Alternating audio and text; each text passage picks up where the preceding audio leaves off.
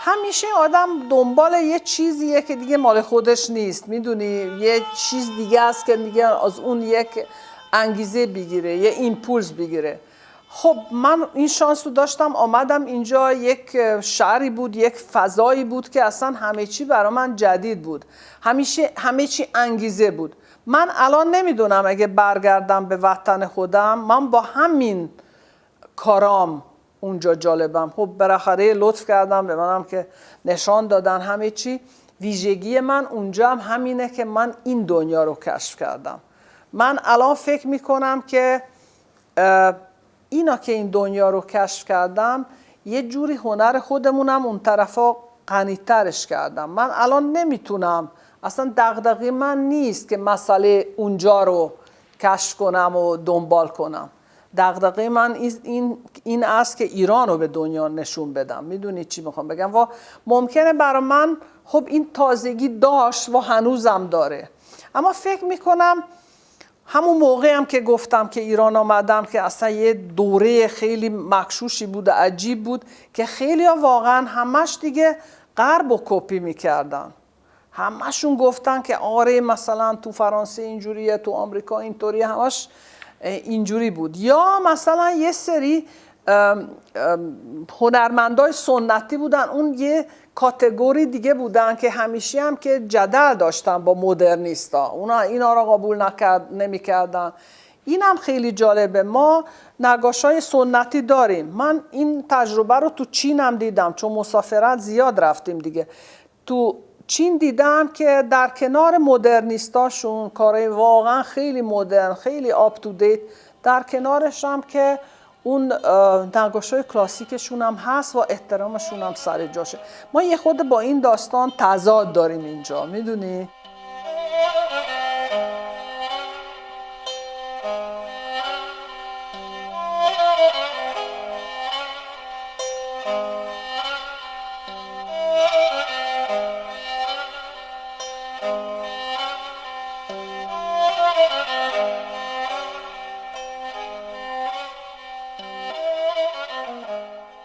فرهنگ سنت ایران طبعا رو کار منم تاثیر گذاشته. اینا تو همون سری اول یه مقداری دیده میشد، بعد دیگه باهاشون عجیب میشدم، بعد ادبیات و فرهنگ آمد تو کار.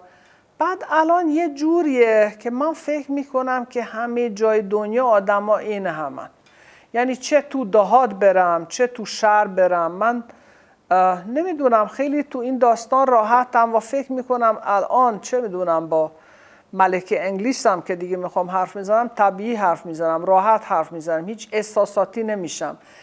و با یه آدم توی کلبش بازم همین احساسو دارم. آدما همشون دغدغه درد دارن، دغدغه زندگی دارن، خوشحالی دارن، هممون این همین، هیچ زیاد فرقی نمیکنه دیگه. حتما اول فرقایی بود که برای من عجیب بود، اما الان فکر میکنم که هیچ فرقی نمیکنه.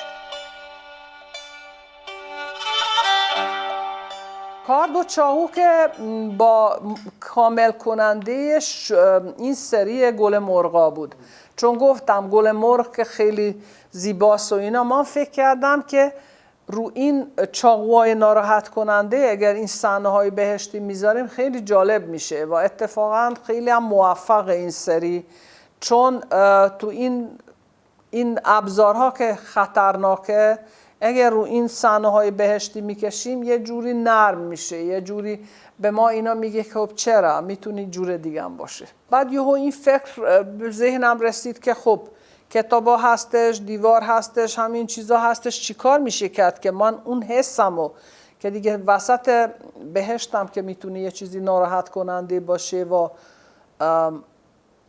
یه خود اون فضا رو ناراحت میکنه چجوری میتونم بیارم و خب شروع شد دیگه. انار و ماهی خیلی زیاد استفاده میکنم. انار اصلا کلا دیگه خب با انار به عنوان یک میوه اینجا آشنا شدم. بعد به نظر من فوق‌العاده زیباست، یعنی خیلی قشنگ بود.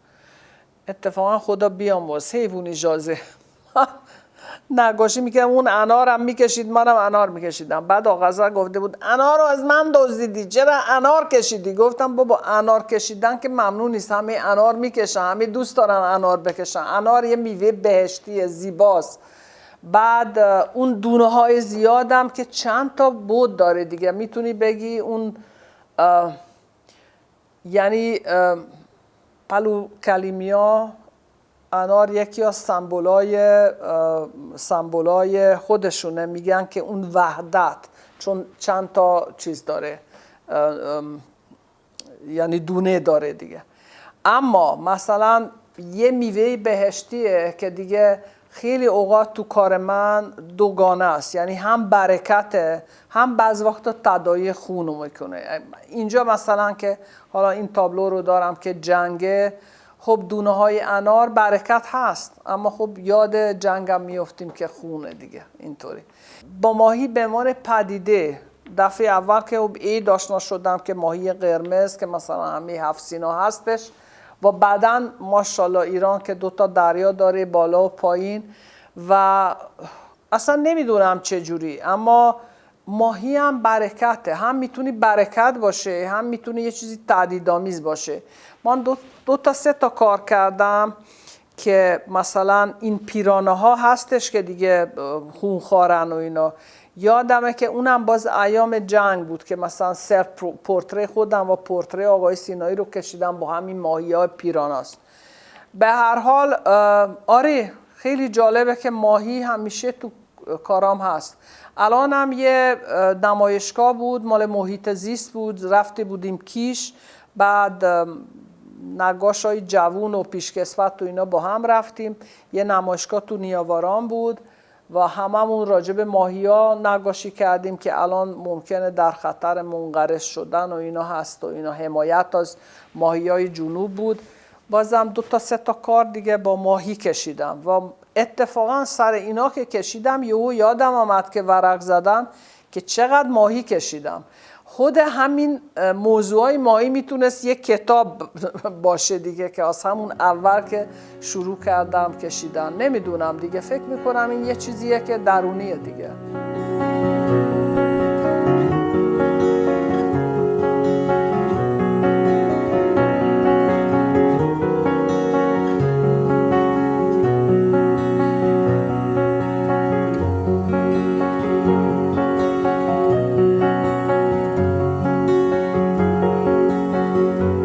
اگر اینجوری فکر میکنم کدوم دوره ها رو بیشتر دوست داشتم، خب دوره اول که دیگه کار رو شروع کردم خیلی هیجان انگیز بود. اصلا همش هیجان بود و همش فکر میکردم که آیا میتونم یا نمیتونم و یادمه که مثلا نمایشگاه در گالری جدید آقای طباطبایی اجرا شد، خیلی خیلی خوشحال بودم، یه خوشحالی عجیبی داشتم، یه جوری مثل این که رسیدم به اینجا که دیگه خب بالاخره اولین نمایشگاه جور شد و یادمه که آقای سینایی منو نگاه کرد، بعد گفته بود که خب حالا یه نقاش شده. حس دومی همون سفرنامه بود که شروع کردم. اصلا سفرنامه یه جوری مثل یه اعتراف بود، اصلا احساس کردم که هر کار دلم میخواد بکنم، با هر تکنیکی دوست دارم کار کنم. الانم که من برعکس آقای سینایی فکر میکنم این دوره دیجیتال من زیاد بلد نیستم، اما فکر میکنم که شگفت انگیزه، امکانات خیلی زیادی داره. این که مثلا میتونیم عکس پرینت کنیم مثلا رو بوم، بعد تلفیق کنیم با نقاشی، من خیلی خیلی خوشم آمد. بعد یه احساسی کردم مثل اول راه که هرچی دلم میخوام بکشم، یعنی هرچی حسم میگه.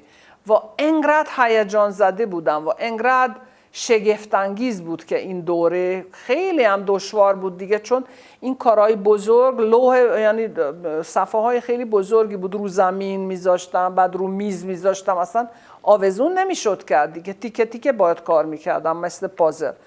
اما خیلی دوست داشتم و هنوزم دوست دارم، هنوزم که احساس میکنم که این سفرنامه هنوز حرف دارم توش و هنوزم هر نمایشگاه جدیدی داشتم همیشه یکی یا دو تا تیکه توش اضافه کردم.